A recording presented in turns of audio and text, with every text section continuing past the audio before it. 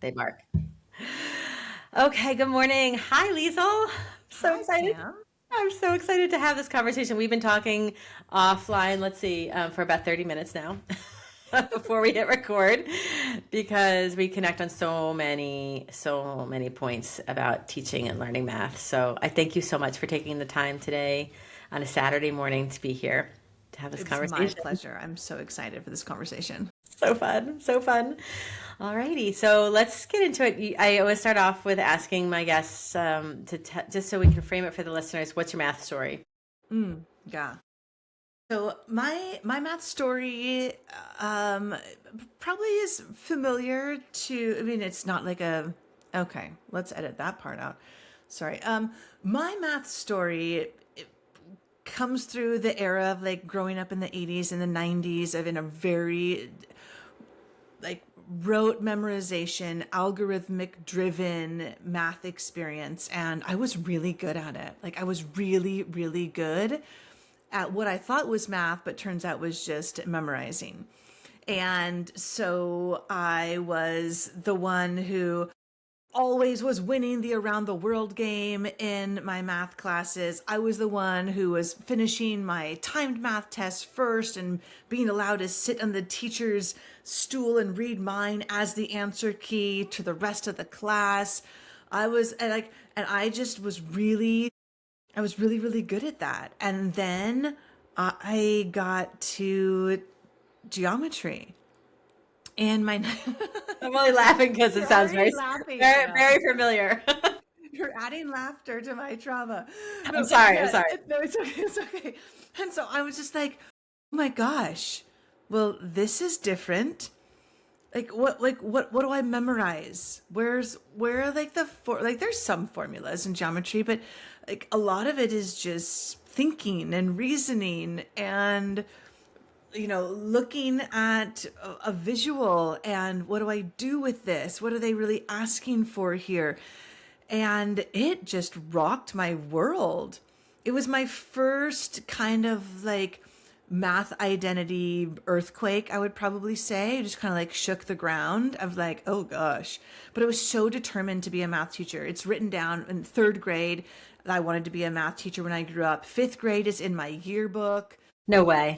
Oh yeah, oh yeah. I was like so determined. And so I was like, I survived this earthquake in ninth grade.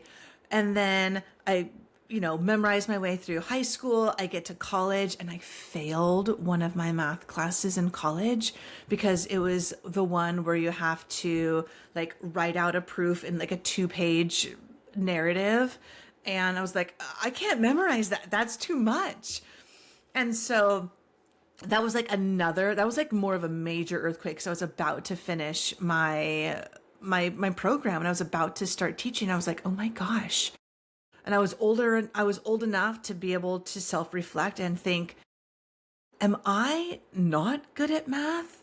And I just thought I was good at math. Like, this is literally the only thing I've cared about or focused on since I was a child, playing school in my bedroom on the chalkboard my mom painted for me, teaching school to my brothers and sisters and all the neighborhood kids.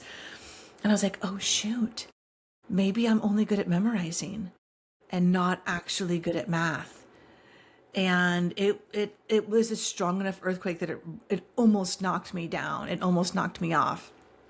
And then luckily was able to survive that. And then conveniently, as the universe would do to someone like me, that as I graduated like at the half year mark. So I had a half a year before there was a lot of hiring happening. And so I had the chance to do some substitute teaching. And the moment so I was substitute teaching at this high school.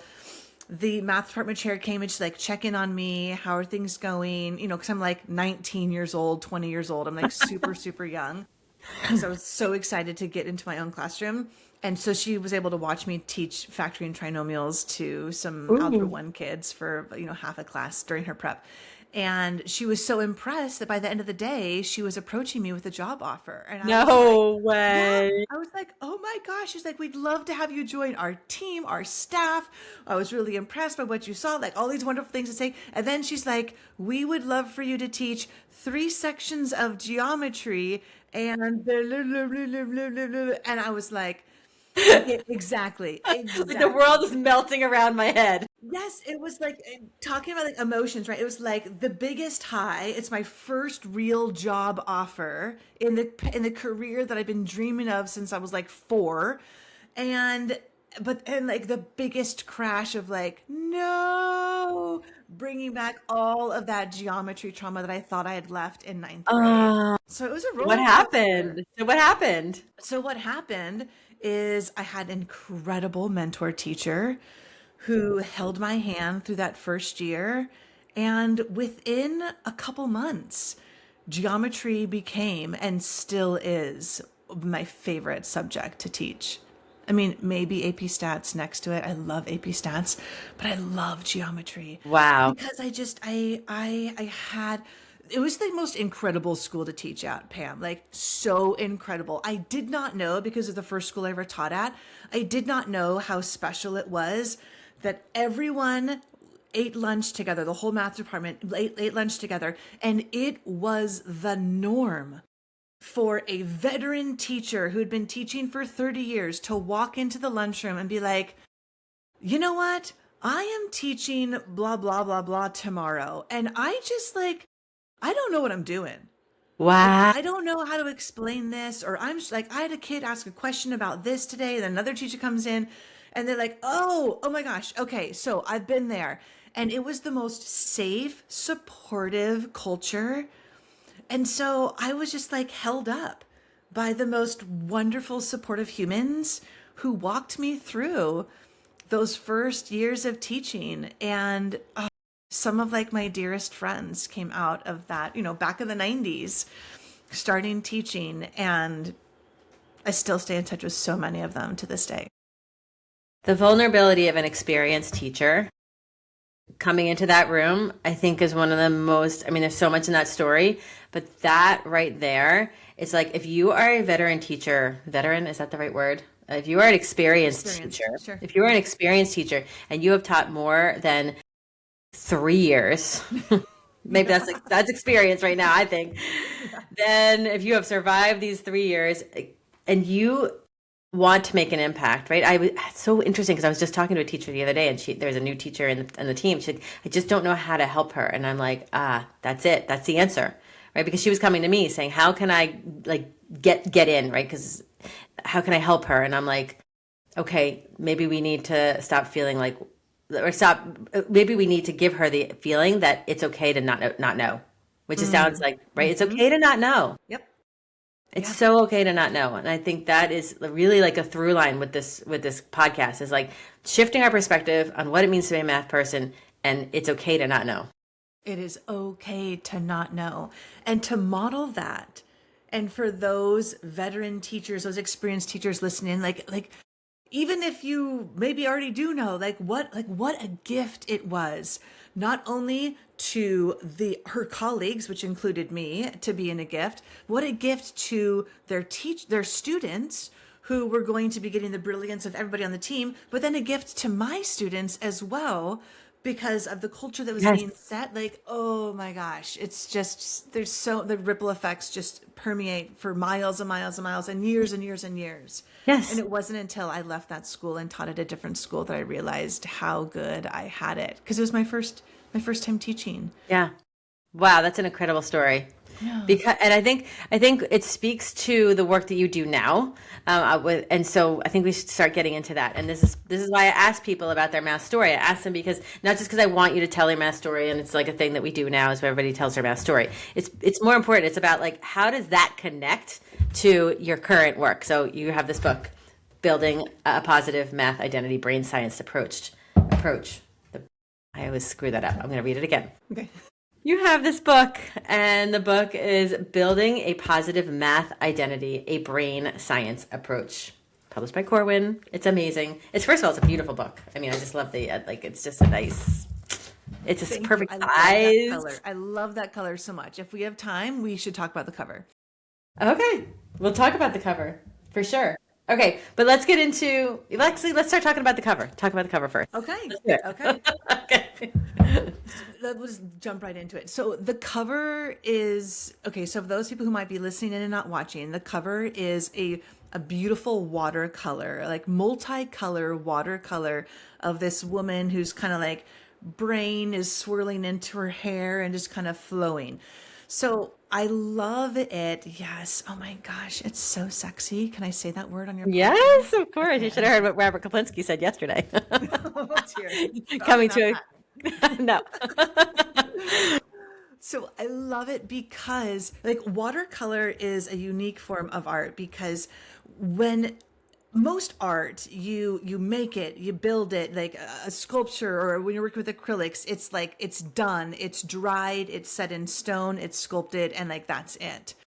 But watercolor is unique because you can come back the next day, the next week, the next year, and you can add some water to your paintbrush and you can, one, reactivate what's already there. Reactivating trauma, like happened when I was offered my job and transported back to my ninth grade geometry class. You can reactivate that. You can reactivate all of the good past experiences, those moments of confidence. You can reactivate that. And you can also completely change your watercolor. And so your identity, your emotional experience, your relationship with math can completely change. And for me, if we're going to get nerdy for a second, that's the most hopeful message that has come out of the field that I love, cognitive neuroscience, in our lifetime. And that's the principle of neuroplasticity, which says that our brain is constantly changing. There's nothing that's set in stone. There's nothing that's dried in ink. Our brain is this fluid watercolor. Our experience with math is a fluid watercolor. And that's why I designed the cover to be that way, just to be a stark visual reminder that us as people and every single student that walks through our door is an active piece of art. And we have the privilege and the responsibility to be one of the artists that gets to pick up the paintbrush and to influence their experience with mathematics. That is so beautiful. And you know why it's beautiful? Is because one of my hobbies is watercolor. Gosh. Yeah, I'm looking to see if I have something on my desk that something that I painted, but I don't. And Oh my nobody, gosh. Okay, so you could don't totally know talk that about about that me. from like a technical, like Yeah. there's words. Well, I don't know There's the words, words. there's I don't know the terms, I don't words. know what they It's just a are. hobby. It's just a hobby, but every time we go anywhere, and I don't do it often enough, but every time we go anywhere on vacation or whatever, I have this little, actually this summer my husband got me this tiny little book and it has a tiny little watercolor. You've probably seen them on Instagram. You'll probably see it on your Instagram feed this afternoon after we talk about it. But it has like a little brush, and the brush has like a little vessel for water, so I don't even have to have a cup. And I mean, it's okay. It's not the best, but when I'm traveling, like I can paint anywhere. I need to make it more of an effort at home to do it because I find it so calming. And I love what you said about the fluidity of it because you can't mess it up, right? You don't feel like it's there's this level of vulnerability to it, right? Because you're like, okay, I don't really like the way that wave. I do like a lot of like landscapes, or I don't like the way that mountain looks. And then I can just bring in an extra little color, or I can add more water to it and just like loosen it up a little bit. Yeah. And I don't know the technical term for that, but I'm sure there Okay. is one. Me neither. But it's just a Someone in the hobby of comments will tell mine, us. right? Exactly. With this book, I love. I didn't even see it right away as watercolor until you pointed it out because, yeah. And I love how you're talking about as students travel through their experience in school or even from home to, I interviewed somebody a while back who had his conversation was about what happened at home. And like his dad would just like dump out pattern blocks on the kitchen table and they would just play with them and the kitchen table would change and so it's kind of like with watercolors too. It's like you can change it. So anyway, Yes. amazing. This is why I don't think oh no, I do. Okay, so hold on. We can cut it in this. So if anyone ever finds me at a conference, I'm ever speaking on this topic, I always give each participant a piece of watercolor paper and a little tiny set of watercolors. Are you And kidding me right now? no, I'm not kidding you at all. Like, these are some leftovers. And the quote on this watercolor for those people who are driving or at the gym or whatever, it's what it is it's a brain that's in the shape of a heart, because that's what we're going to be talking about today. We're talking about the connection between emotions and cognition. So it's a heart-shaped brain. And the quote says, "A student's emotional relationship with math is foundational to their cognitive relationship with math." Amazing. And 25 years, more than 25 years now, of studying and translating cognitive neuroscience for teachers all over this planet, there is nothing I believe more and will defend to the end of time that our emotional relationship with learning, with math, defines and sets us on a path for our cognitive capacity. Amazing. So before we dive into this, I feel like we need to define a couple of things. Can you help us first? Okay, so what is I know what is like I understand the word cognitive. I understand the word neuroscience. What does cognitive neuroscience actually mean? Okay, so that's the science of how the brain learns. So Okay. there's neuroscience that's just plain neuroscience of the brain and parts of the brain and things growing in the brain. But the study of cognitive neuroscience is a lot more narrow than that. So people are like, "Oh, are you a neuroscientist?" Like, heck no. No, no, no. Cognitive neuroscience is just understanding the learning functions of the brain, how the brain learns.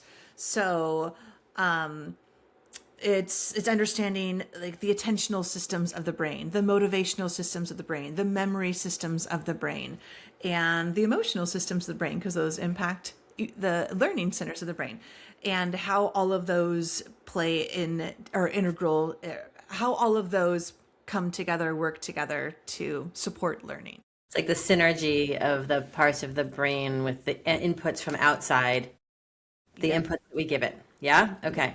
Awesome. So why, okay, so then emotions and cognition. And I agree with you 100%, right? I mean, anytime you walk into any classroom, there's just like, I almost, when now that you have this watercolor imagery in my head, I'm thinking like every student, there's like this almost this watercolor splotch that they're like living in, right? That's part of it's in them, part of it's around them, part of it's on their desk. It's a whole, Yes. like, Yes. Yes. right? Thank you for saying that. Oh my gosh. Thank you for saying that it's not just in them, that it's all around them.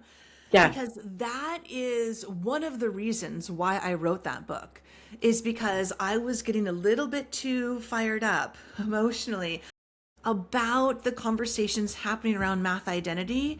And it felt really, really centered or focused just on like what's happening inside the learner, almost to the point of like victim blaming.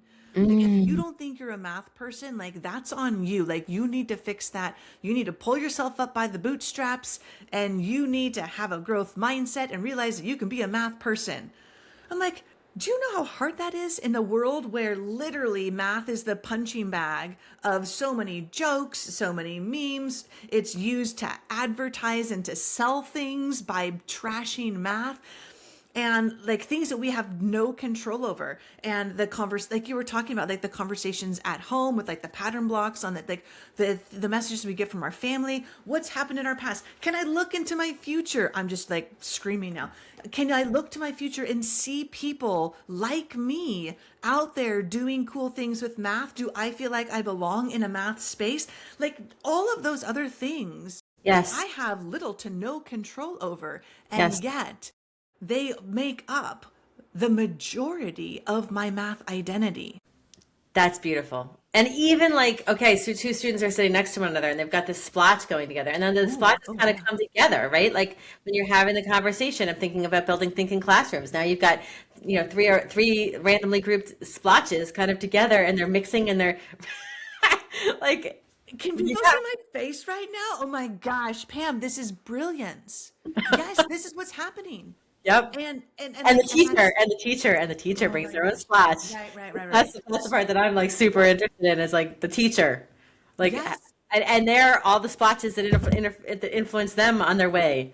Oh my gosh, let's keep rolling with this. Okay, because you're talking about the neuroscience of brain synchronicity, which is how our brains like mesh together with the people around us, especially those we have good relationships with, which is why it's so important. One of 8,000 million reasons why the teacher's relationship with a student is so critical for it to be positive, because then we can like our I say like our math identity is contagious as a teacher to our Yes, students. But how do 100%. we say this within like the watercolor? Like we're blending in with our students. And the social value of learning is so important because we can borrow the masterpiece that's at the our neighboring math identity and experiences with math and all of that. We're borrowing from, like who knows? Like maybe Picasso. Okay, Picasso's not a watercolor. I don't know a famous watercolor. Whatever. Monet? No. Monet? It's Okay, Monet? great. I don't know. We don't have to Google it now. Famous watercolors. Keep talking. I'm going to We Google are the this. wrong people. Okay, someone is like cringing listening to us try to talk about art. Okay, Turner. Oh yeah, I had a Turner piece of art at one point. What was Yeah. that? I don't know. So Oh, Turner, Durer, but Turner is the one that I think most people would recognize the name. yes, yes, yes, yes. I Yeah. love their work. Okay, so yes, so it's all being blended together. Not only me through time, but the people around me are influencing my masterpiece in my classroom and beyond. Oh, It's that so is fluid. stunning. That is stunning. I love it. And I think, giving teachers, I think the notion of the fluidity of it is gives teachers the permission to be like, okay, and maybe I don't know, tell me, maybe I need the splotch pieces of that child, that student who's in my classroom, in order to inform me to become more connected to their cognition or something like that. Yes. I didn't say that very Yes, articulately, yes, but you yes. hear what I'm saying. I do. I think I do. Like, I need to be able to see their splotches. I need to know what their splotches are. Is that what you're saying? Yeah, Yeah. in order for me to be a stronger teacher for them. So what it Yes. does is it takes that pressure off of teachers feeling like I need to know everything in my splotch in order for me to be the better teacher. And I love how we keep Oh, using the word yep, splotch, right? yep, yep, yep. And if I don't have all of that, or I don't, right? Because so often I walk into classrooms, teachers will say to me, I don't really love teaching math. And I'm like, okay, because, and we don't get into it in the first touch moment, but why? And we get into the why. But as we're talking, as we are having this conversation right now, I'm thinking because they think that they need to have a fully cooked oil painting ready to go or sculpture. And if they don't have that, then they're not good enough to serve their kids. But maybe if we reframe it that you are a watercolor splotch like the cover of this book, and it's going to change by the end of this year, by the end of this week, Yeah. your watercolor may look different because of how it's interacting with the kids that are in your classroom. Okay, I love this so much. I absolutely love this. Like, yes. Like that's like supporting that's like imagine trying to support a student in their mathematical journey and help them learn being blindfolded. Ah, Like if you can't see what they have there, what they already know, how they think about things and what they're bringing, how on earth are you going to help them support in creating yeah, a masterpiece? right. And just like with art, I had no idea we're going to be talking about art so much. I love this. Me It's neither. not like, oh, this is beautiful, that's ugly. Like everyone is creating their own masterpiece and really understanding how do you approach this problem? How do you think about this?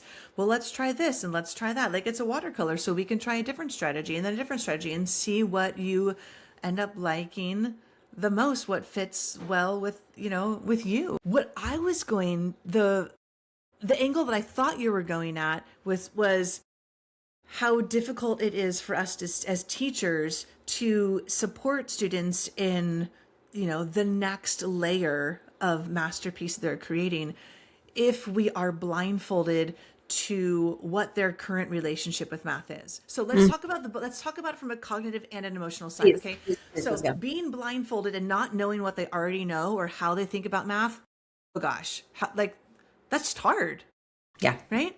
yeah. Similarly, if we're blindfolded and we don't know what their emotional relationship with math is, we don't know where the minds are. Is that what they're called? Yeah. Like we know where like little triggers are. We're going to trigger their Yeah. anxiety. We don't know what's what's happened to them in their past, and what they're bringing with them emotionally. Being an effective teacher required, no, I don't want to say it that way. We can be so much more effective as a teacher if we rip off the blindfold and we can see both what our students are bringing to our classroom cognitively as well as emotionally. Yes.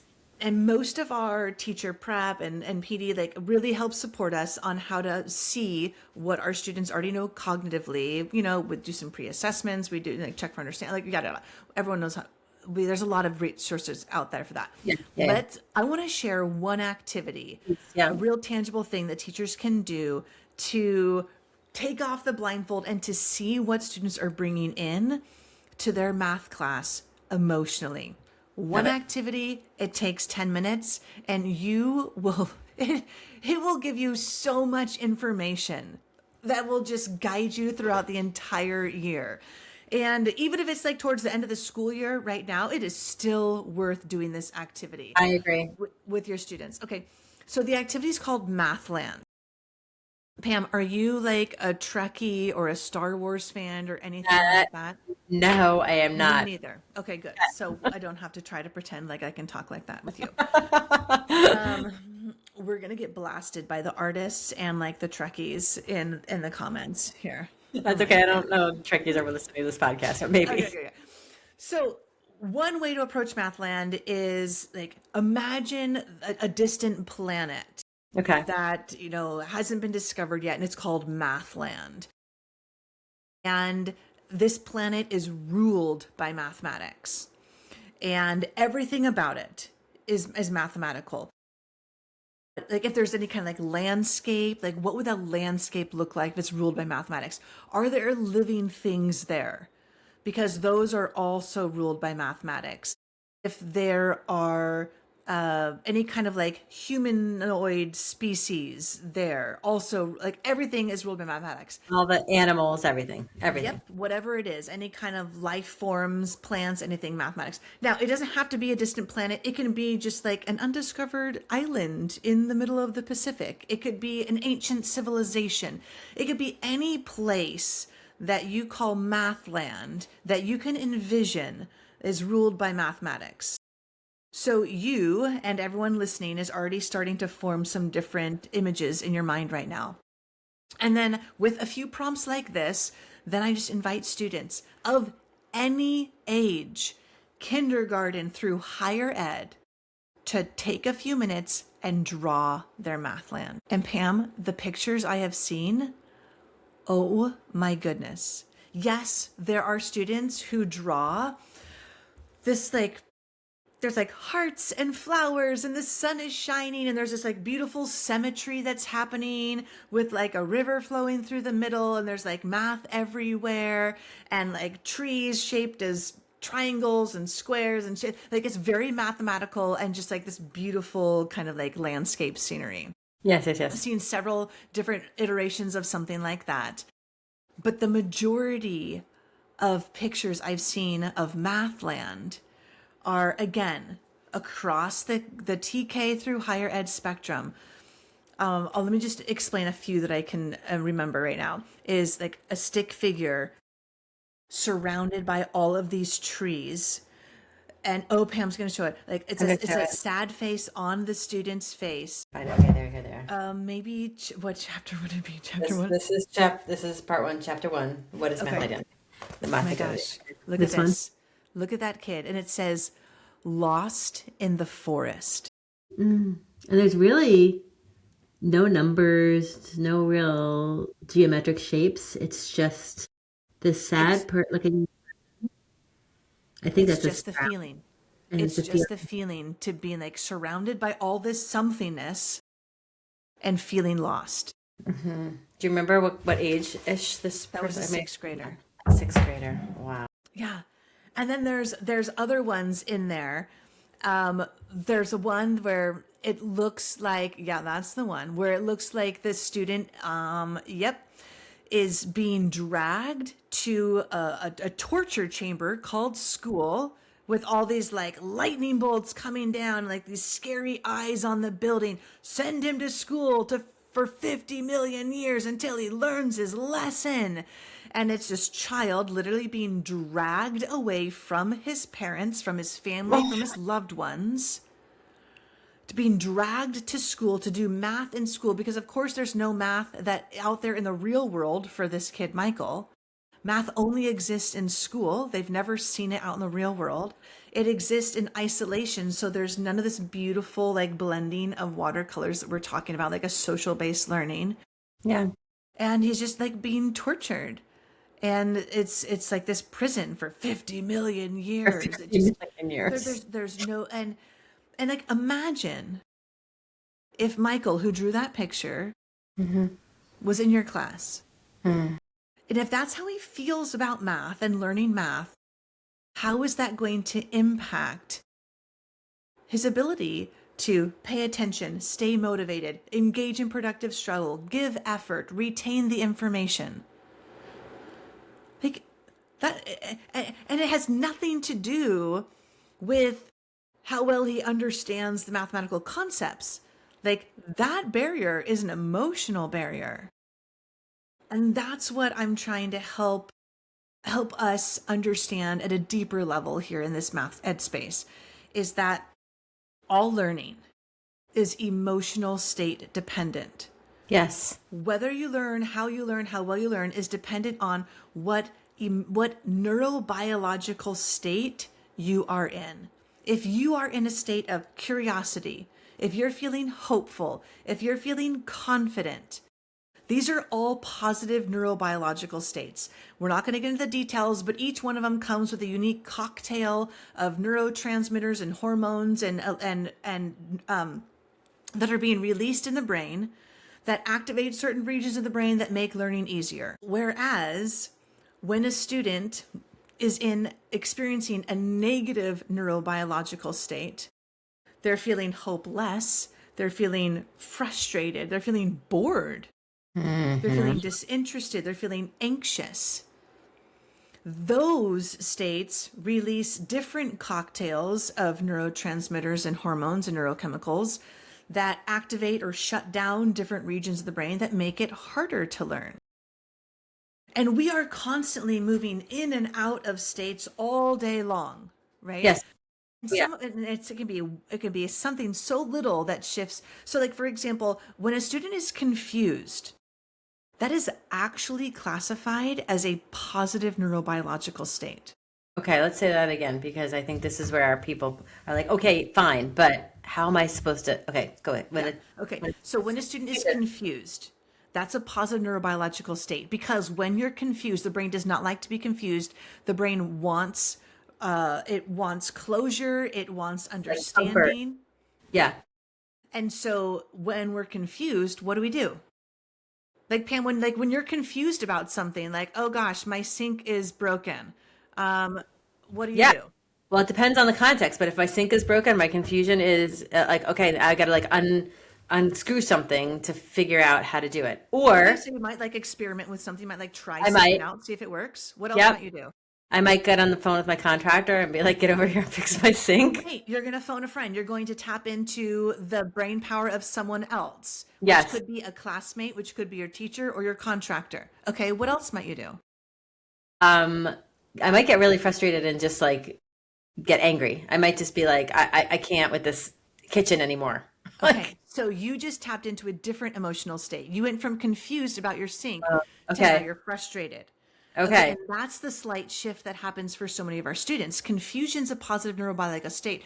The longer you stay in confusion, the more likely you are to slip down into frustration. And frustration is a negative neurobiological state. But if you can get on the phone, if you can reach your contractor, if you can experiment with something and have some level of success of like, oh, okay, hold on, something's happening here, then that confusion starts sliding more towards confidence, or maybe hopeful first. Maybe hopeful before you get to confident. Maybe Yeah. you're able to find a YouTube video about your specific sink and like, oh, okay. And then you get a little bit more hopeful, a little bit more curious, and then you become confident because you're able to figure it out.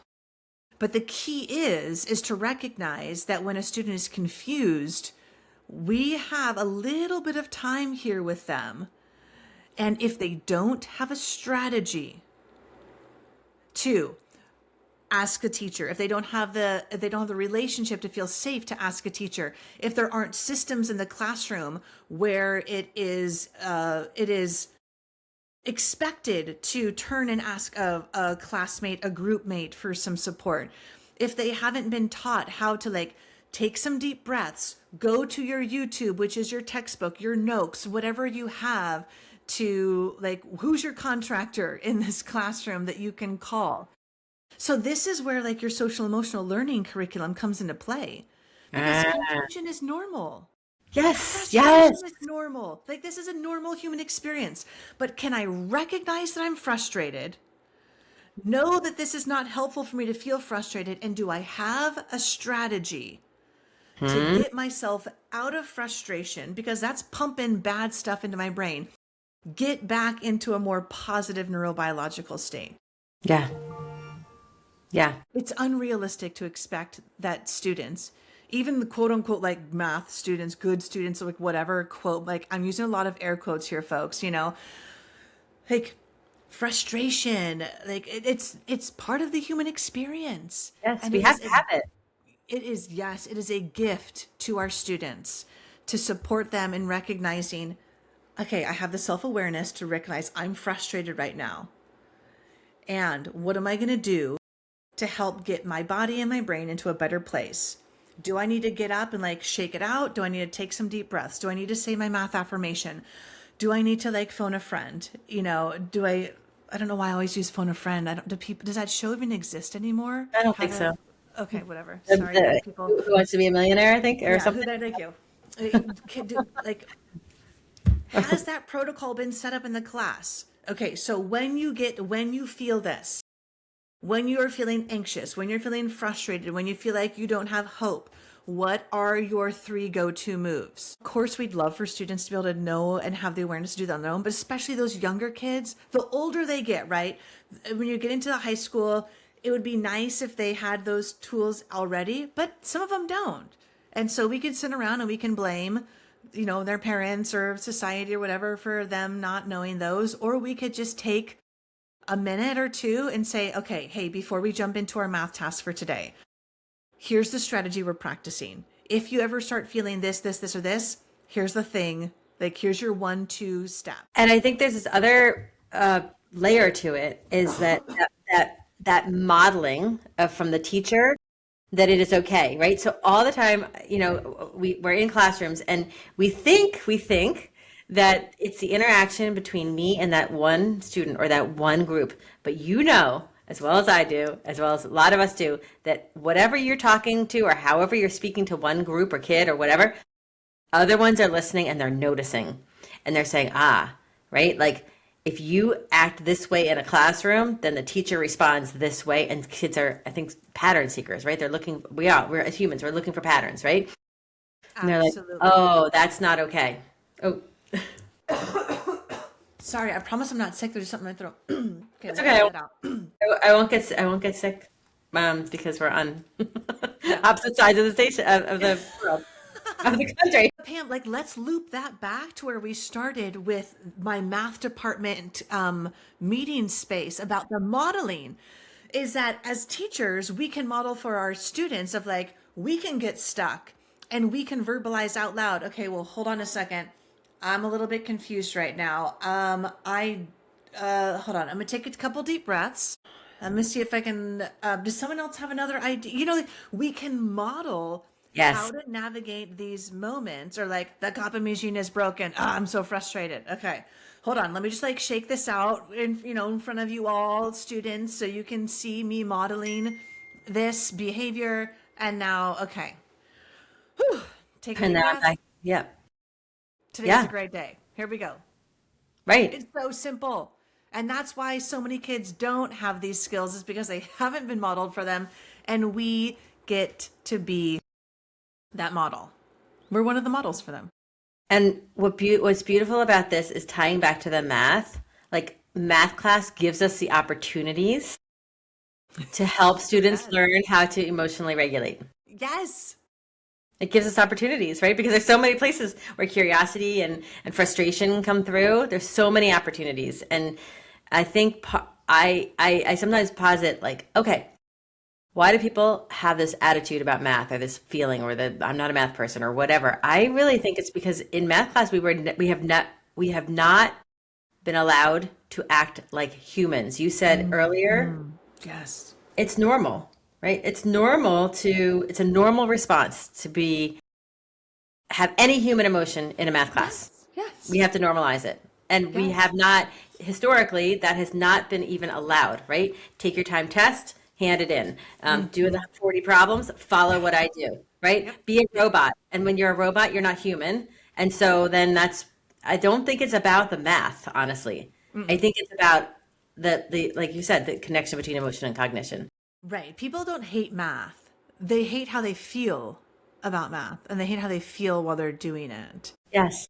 because they might get stuck and then they don't have a tool. So good. Did we cover everything? I mean, no. We could, No, no, definitely not. this But could we be like covered a lot. this could be an 8-hour conversation, but It could be. well, that's for another day. Okay, so Liesl, okay, so I'm gonna give you a pushback question. So so I'm gonna put myself right. I'm gonna put myself in the seat of a teacher, in the shoes of a teacher, right? So I am a teacher. I have so much on my plate.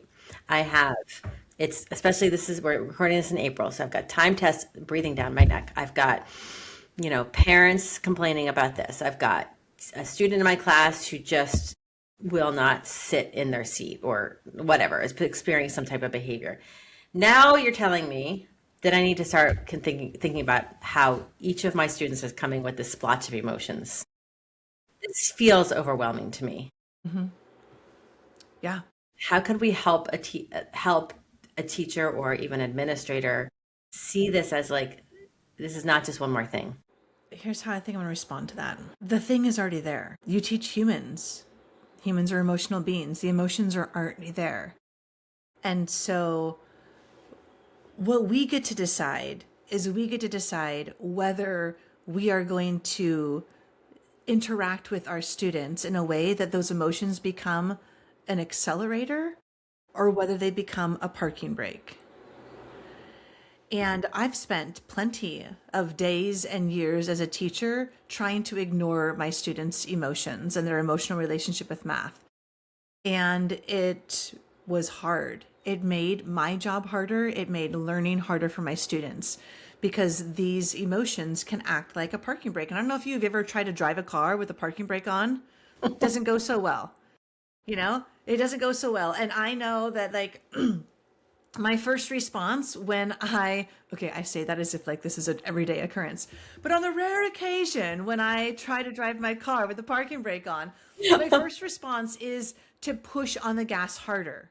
Like, clearly I'm just not trying hard enough. And then and that's like, teacher, listener, you are trying plenty hard. Just trying harder and doing what you're already doing is not going to get that car to move, is not going to get those students to move further and faster just by trying more of the same thing. My second idiotic move is I start like cursing the car. This stupid piece of junk. Like, I knew I should have traded it in, blah, blah, blah, blah, blah. Like, it has too many miles on it. It's broken. The car is broken.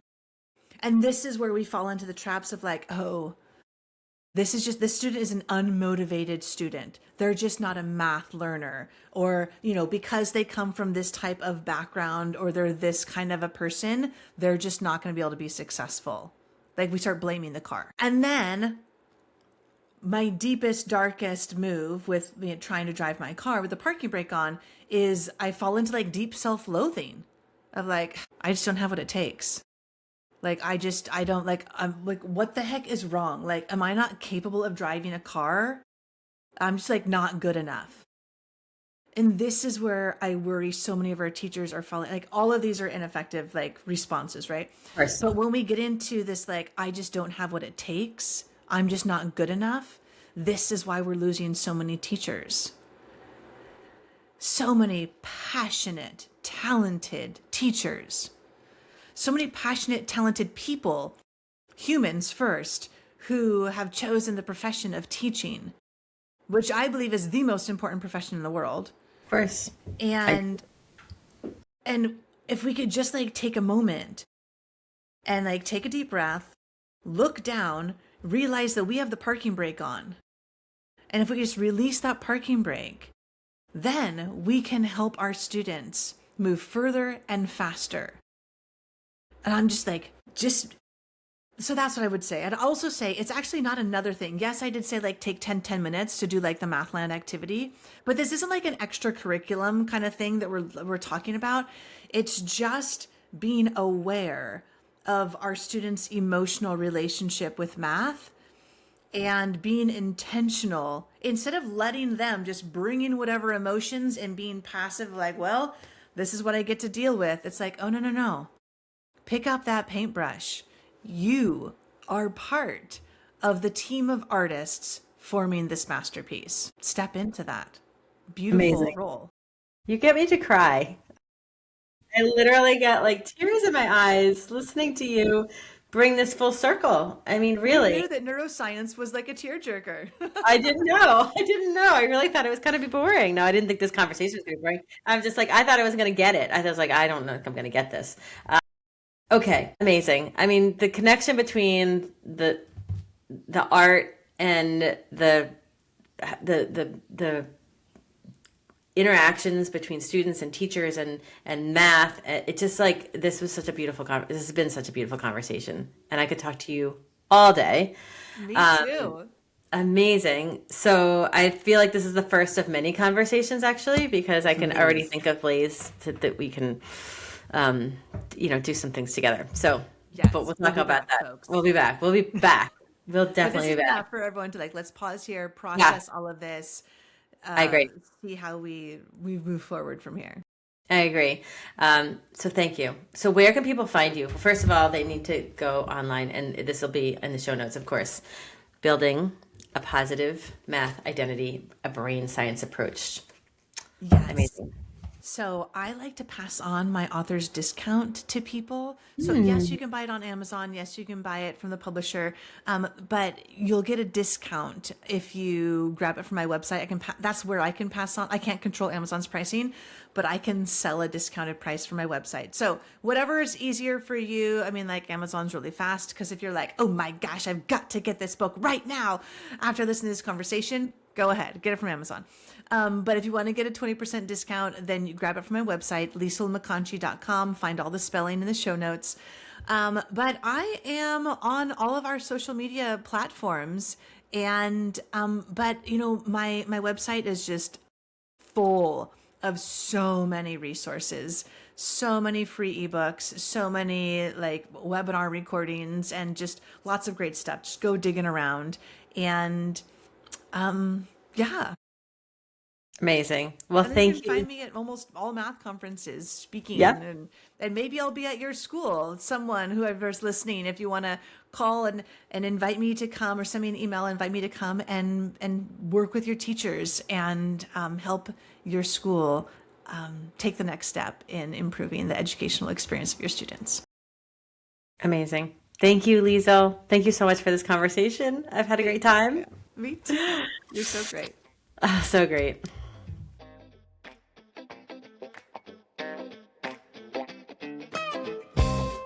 I'm Pam Brett. Thank you so much for joining me on this episode of Blue Glasses Math.